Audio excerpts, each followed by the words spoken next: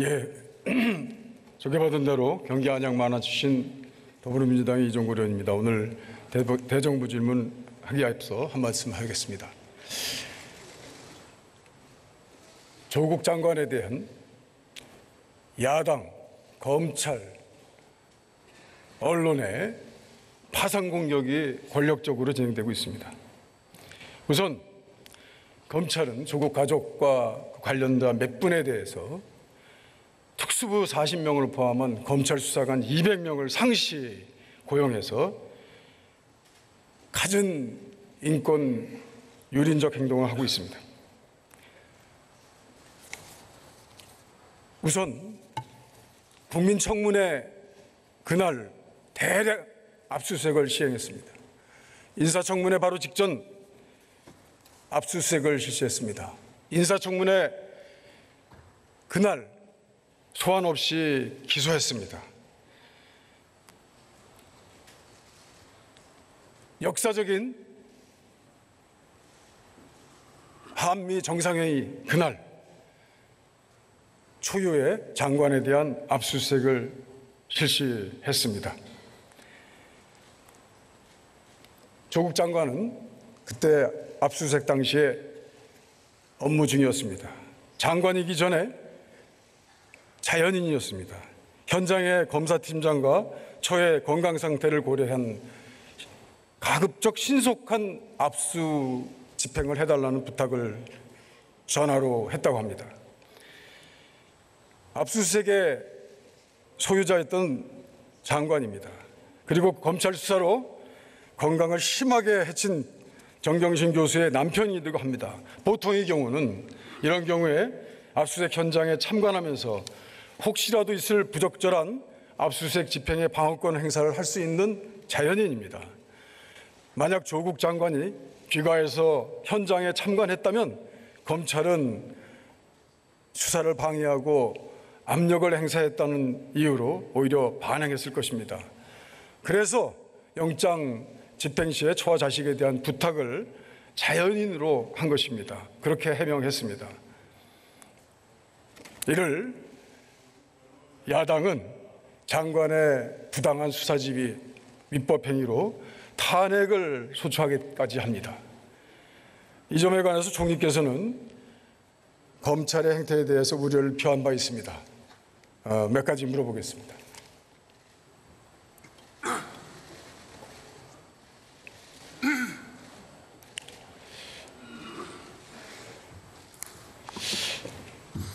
조국 장관의 그 전화통화가 가장으로서 집의 주인으로서 남편으로서 상식적인 당부로 보십니까? 아니면 법무부 장관의 지휘감독권을 부적절하게 행사한 것으로 보십니까?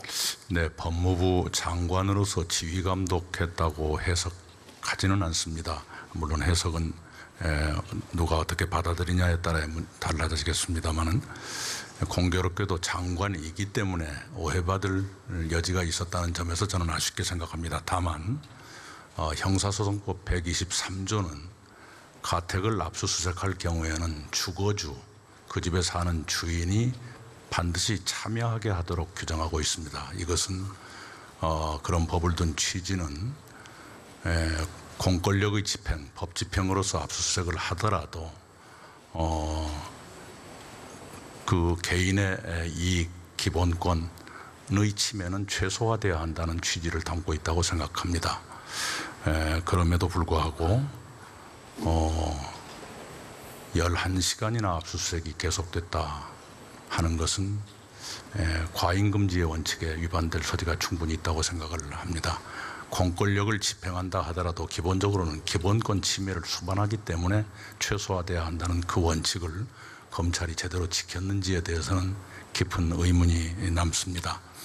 그리고 그 일이 있고 난 뒤에 검찰 측에서 바로 그 얘기를 내놓고 했습니다마는 그런 정도라면 피의사실 유포 같은 것도 그때그때 반성하는 자세를 취했더라면 훨씬 더 균형 있는 검찰이라는 인상을 주었을 텐데 그러지 못한 것이 아쉽습니다. 예, 지금 말씀하셨습니다만 한두 마디 좀 보충해 볼까 합니다.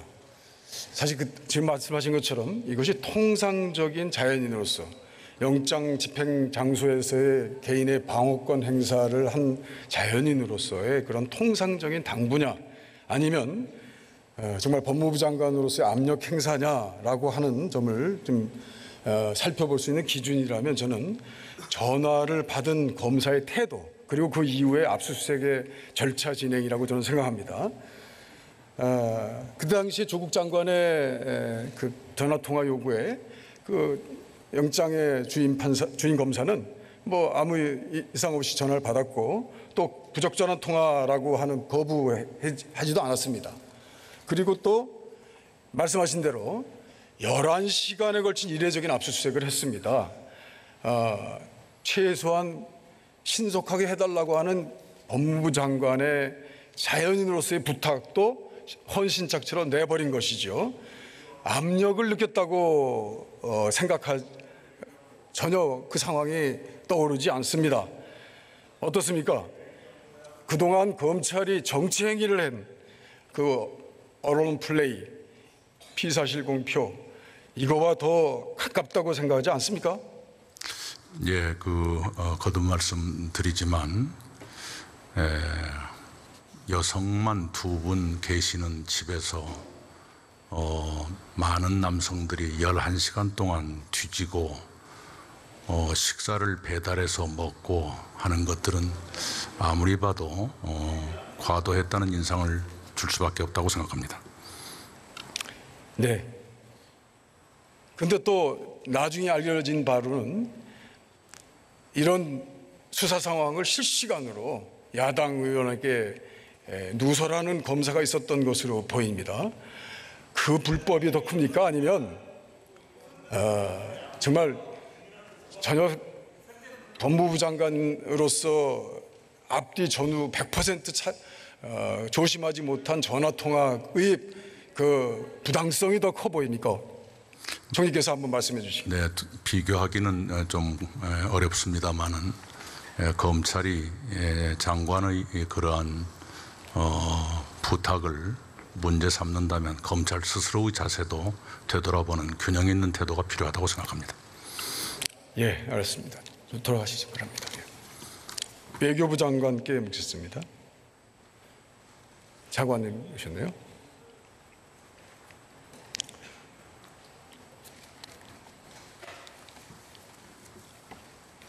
차관님은 수행은 안 하셨겠군요. 예. 네. 근데 이제 그 한미 정상회담 이후에 일부 언론에서는 기자회견에서 트럼프 대통령이 만 답변하고 문 대통령은 뭐 무시당했다 이렇게 표현했습니다. 트럼프 대통령의 일방적인 그런 예의 없는 스타일, 그것은 뭐 누구나 다 아는 사실 아닙니까? 거의 모든 나라 정상회담에서도 나타난 일이었어요. 한국 관계에서의 특별한 그런 무시 행위였습니까? 외국 정상의 스타일에 대해서 직접 언급드리는 것은 적절하지 않다고 생각을 합니다만, 결론적으로 우리 대통령께서 의존적으로 소홀한 대접을 받았다 하는 것은 그렇지 않다고 생각합니다. 그 두 대통령께서 정해진 시간을 넘겨서 한 65분간 회담을 하셨고, 장소도 우리 측 숙소에서 진행됐습니다. 그리고 뒷시간을 잡아서 좀 더 허심탄회한 이야기를 나누고자 가장 마지막 시간을 회담 일정으로 잡았다고 했습니다. 이게 이렇게 본다면 이게 홀대가 아니라 상당한 배려를 받은 것 아닌가 이렇게 생각하는데, 장관님 생각은 어떻습니까? 예, 준비하는 과정에서 한미 외교 당국 간에 굉장히 긴밀한 조율을 통해서 의원님 지적하신 대로 순서라든지 또는 예정 시간을 넘겨서 회담을 진행했다든지 그런 데 다 그런 노력들이 반영됐다고 생각합니다. 당시에 회담 중에 최근 북한의 대화 재개 의지를 긍정적으로 평가했습니다. 그리고 싱가포르 정상회담 합의 정신을 분명히 유효하다고 했습니다. 그것을 재확인했죠. 네, 그 주변 설명 한번 해주시기 바랍니다. 네, 정확히 지적하신 대로이고요. 그 점이 한미 정상회담의 아주 중점적인 성과였다고 평가하고 있습니다. 한미 동맹의 중요성에서도 말씀을 나눴다고 그래요. 그런데 한미 동맹의 지속 강화를 재천명했습니다. 과거 한미 동맹은 그 보조축으로 일본이 있었죠. 그래서 한미일 삼각 협력 체제가 기본 틀이었습니다. 그런데 이번에 일본이 한일 관계 그 갈등에 있어 하나의 주요 당사자 아니겠습니까? 미국의 그 구체적인 이 갈등에 대한 중재 노력에 대한 용의가 있었다는 의사를 전달받으셨나요? 혹시? 미국은 중재라는 용어를 직접 사용하고 있지는 않습니다. 그렇지만 미국의 입장에서 동맹국인 한국과 일본이 갈등이 존재하더라도 대화를 통해서 서로 원만히 해결하길 바란다 하는 그런 강한 의지를 가지고 있고요. 그런 면에서 한일 양국 간의 어려움을 대화를 통해서 원만히 해결하길 바란다는 그런 의사는 지속적으로 전달을 하고 있고 거기에 도움이 된다면 필요한 역할을 하겠다는 그런 입장을 밝히고 있습니다. 그때 특별히 트럼프 대통령의 그런 구체적인 말씀이 있었나요? 이번 정상회담에서 그런 구체적인 언급은 없었습니다. 미국의 기존 입장을 말씀드렸습니다. 뭔가 거기에 좀 중요한 의제가 한미 동맹에 있어서 한미일 협력 관계가 참 중요한데요. 뭔가 좀 전략적 무관심이랄까, 뭐 그런 듯한 느낌 이런 것을 지울 수가 없는데요. 뭐 그 한미일 동맹 관계에서 일본의 시급성이 아직은 없다. 그러니까 당분간 그 군사적 위협이 사라졌다고 보기 때문에 그런 것인지 아니면 이 갈등 관계가 아주 지속적이고 깊고 심각하기 때문에 중재 역할에 대해서는 좀 거리를 둔 것으로 느꼈는가? 그 혹시 둘 중에 하나 어떤 것이 있습니까? 한일 간의 갈등에 관심이 저하됐다든지 또는 그것이 가능하지 않기 때문에 중재 의사 없다는 그런 쪽은 아닌 것 같습니다. 말씀드렸다시피 한일 간에 원만하게 해결되길 바란다는 것이 미국의 입장이고 그러한 역할을 하겠다 하는 입장으로 말씀드릴 수 있습니다. 직후에 트럼프 대통령의 탄핵 소추가 있었습니다. 초유의 일이죠. 한 세 번째 일이라고 하는데요. 이 탄핵 소추가 트럼프 대통령에게는 여러 가지 앞으로 향후 그 정치적 일정을 잡는데 여러 가지 영향을 줄 것이다 이렇게 생각을 하는데요. 어떻습니까? 이게 앞으로 아주 중요한 우리 북미 정상회담을 포함 안보 외교 현안이 후순위로 밀리게 된다는 그런 전망도 있고요. 그렇지 않고 트럼프가 오히려 정면 돌파하면서 탄핵의 그 이유들을 뒤덮는 방법으로 재선 승리에 필요한 외교 성과를 내기 위해서 핵심 안보 사안에 대해서 더 적극적으로 관여할 것이다라는 정반대 예측이 있습니다. 어떻게 보십니까? 네, 그 미국의 국내 정세 문제에 관해서는 직접 언급드리지 않는 것이 적절한 것 같습니다만 어떠한 경우에도 북미 실무 협상이 잘 진전되고 그러한 결과를 통해서 완전한 비핵화와 한반도의 평화 번영이 정착될 수 있도록 그런 방향으로 연결될 수 있도록 우리로서는 기대도 하고 또 최선의 노력을 다하는 것이 맞다고 생각합니다. 네, 우리 총리님 나오시기 바랍니다.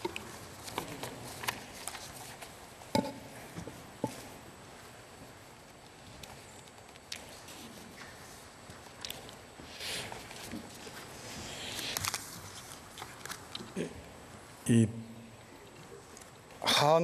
한일 청구권 협정 1960년 당시에 그에 관해서 총리님의 식견 높은 말씀을 많이 들었습니다. 저는 여기서 그때 당시에 사또 에이사쿠가 총리였죠. 지금 보면 아베 총리의 외종조부 사또 에이사쿠가 당시에 청구권 협정 당시에 총리였습니다. 최장수 총리였었죠. 그자가 분명히 한 것은 독도는 일본의 땅이고 절대로 일본의 조선 점령은 강제 점령도 아니고 불법 점령도 아니고 합법적인 틀에서 이번 보상은 경제적 보상으로 은사금, 축하금 정도의 성격이다라고 하는 것을 분명히 했고 사실 대한민국이 그 일본의 주장을 꺾는데 실패했습니다. 그때 당시에 1965년이면 일본의 국력의 약 26분의 1 정도 되는 아주 어려운 나라가 대한민국이었습니다. 박정희 대통령의 또 다른 목적이 있었는지 여부를 빼고라도요. 그 점에 관한 우리 총리의 생각, 그것이 사실 그 이후에 이 대일 청구권 문제, 한일 문제 모든 것에 꼬이게 된 원인이 됐던 것입니다. 그에 대해서 어떻게 생각하십니까? 예, 1965년 당시에 미국의 동아시아 전략 그리고 박정희 정부의 생각 등이 맞물려서 물론 일본 정부의 생각도 그랬겠습니다만 이 국교 정상화 협상과 한일 기본협정을 서둘러 했던 것은 사실이고요. 그리고 의원님 말씀하신 대로 서두르다 보니 식민지배의 법적 유효성 여부라든가 하는 것에 대한 해석의 차이를 묻어둔 채 각자 따로따로 해석할 수 있는 여지를 남겨둔 채 협정을 체결한 것이 두고두고 문제의 근원이 됐다는 것 인정합니다. 네. 저는 이제 한 차례 또 다른 파도가 남아 있습니다. 일본이 남조선 민주주의 공화국인가요? 북한과 조일 이제 협정을 혹시 내릴 것이냐 할 것이냐 아니냐라는 점에 관해서 첫 번째로는 고이즈미와 김정일 국방위원장 간의 조일 평양 선언이라는 게 있지 않습니까? 그때 그 내용을 보면 아주 전향적인 말들이 많이 나옵니다. 지금 아베가 이와 같은 북한과의 뭐 조일 평양 선언 유사한 그런 이제 배상금 협정을 한다고 한다면 사실 그것이 하고 싶었다 하더라도 여러 가지 장애가 있었습니다. 무엇보다도 미국의 반대 아니겠습니까? 그리고 북한의 위협입니다. 핵 위협입니다. 지금 이제 북미 간의 협상이 사실 핵의 문제에 관해 정면으로 돌파되고 있는데요. 그 점에 관해서 아베가 과연 그 핵 문제와 미국 문제가 패키지로 사라졌을 때 러시아와 중국과 북한을 하나의 대상 가상 적국으로 하는 그 조일 관계에서 다시 한번 이런 것을 시도할 공산이 있지 않겠나 이런 생각합니다. 어떻습니까? 네, 아베 신조 총리께서는 고이즈미 주니치로 총리가 평양에 방문해서 김정일 위원장과 평양선언을 맺었을 때 그 수행 인원 중에 한 분이셨습니다. 네. 그래서 아마도 아베 총리의 뇌리에는 그때의 일이 깔려 있을 거고 만약 북일 간의 관계를 진전시킨다면 평양선언이 그 토대의 하나가 될 것이다 이렇게 짐작합니다. 청구권 협정 이후에 북일 우리 대한민국과 일본 간의 기본 조약이 맺어지죠. 그때 뒤에는 이 식민지 지배 아무튼 그 지배 어떻든 간에 그 지배는 무효다 이렇게 되지 않습니까? 그러나 그 진행 현재형으로 돼 있어서 그것도 자체도 이제 서로 오해가 되기도 하고 또 해석에 여러 가지 다양성을 낳게 됐는데요. 저는 이 새로운 조일 조약이 내려질 때 그때는 분명히 북한이 일본의 강점을 불법 강점이고 약 300억 정도의 배상금이 된다면 그것은 손해배상금으로 받을 공산이 큽니다. 그렇게 되지 않는다면 일본과 협상을 할 가능성이 없지 않습니까? 그럴 때 저는 남북이 공동으로 이 문제를 해결해야 될 여러 관점, 준비해야 될 여러 가지 국가적 과제가 있다고 생각합니다. 동의하시면 그에 대한 얘기를 한번 해주시기 바랍니다. 예, 대단히 가상을 전제로 하는 얘기가 될 수밖에 없겠습니다만은 북일 간의 접촉이나 또는 국교 정상화 시도를 주의 깊게 지켜보겠습니다. 그리고 저희 정부가 할 일이 있다면 기꺼이 하도록 하겠습니다. 예. 지금 한일 경제 전쟁이 벌어지고 있고요. 일본 물건에 대해서 불매 운동도 이루어지고 있고 대통령께서 선포하신 한일 경제 협박에 의한 대한민국의 항전이 계속되고 있습니다. 그 깊은 얘기들은 이제 아마 다른 위원회에서 할 것 같고요. 그 일본의 전범 기업들 또는 그 계열사들이 우리 대한민국의 여러 맞지 않는 수주 행위 이런 것들이 진행되고 있어요. 대표적으로 지금 우리나라 현충 시설에 S1이라고 하는 그 시큐리티 회사가 있지 않습니까? 그 세컴이 대주주입니다. 제1대주주인데 그 세컴이 우리나라 현충 시설을 전부 다 수주받아서 하고 있는 사실입니다. 이 점 혹시 보고받은 적 있습니까? 네, 최근에 보도된 것을 봤습니다. 어떻게 해야 되겠습니까? 마음이 편치는 않았습니다. 그러나 국민의 정서로 볼 적에는 충분히 여러 저항감이 있을 수 있겠습니다만은 문제는 국제 조약이나 또는 관계 국내 법령을 준수했느냐로 판단해야 되지 않겠는가 생각합니다.